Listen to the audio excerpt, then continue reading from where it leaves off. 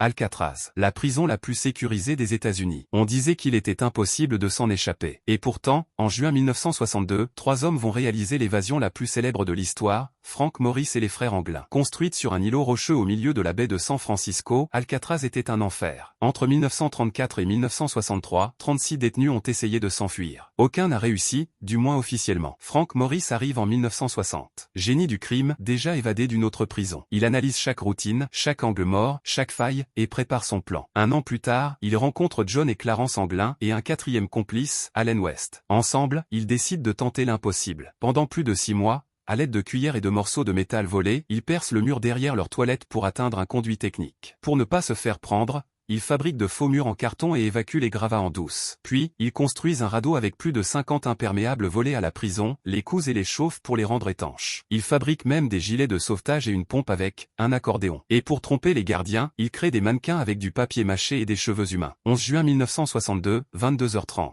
Silence total à Alcatraz. Frank, John et Clarence quittent leur cellule, mais Allen West reste coincé, sa grille ne s'ouvre pas. Il abandonne. Les 3 autres escaladent un tuyau de 9 mètres, rampent sur le toit en évitant les projecteurs, glissent le long d'une conduite et franchissent 2 clôtures de 4 mètres de haut. Arrivés à la rive, ils gonflent leur radeau avec leur pompe artisanale, embarquent et disparaissent dans la nuit noire. Le lendemain, l'alarme sonne, 3 cellules vides, des mannequins dans les lits. L'armée fouille toute la baie, mais retrouve seulement quelques morceaux du radeau. Aucun corps. Officiellement, le FBI conclura qu'ils se sont noyés. Mais aucune dépouille n'a jamais été retrouvée. Certains pensent qu'ils ont survécu, refait leur vie sous une autre identité. En 2013, une lettre mystérieuse arrive à la police. Je suis John Anglin. J'ai 83 ans. Frank est mort en 2008. Clarence en 2011. Moi je veux me rendre. Vrai aveu ou simple canular? Personne ne le sait. Et aujourd'hui encore, l'évasion d'Alcatraz reste l'un des plus grands mystères criminels du XXe siècle. Alors toi, tu crois qu'ils ont survécu?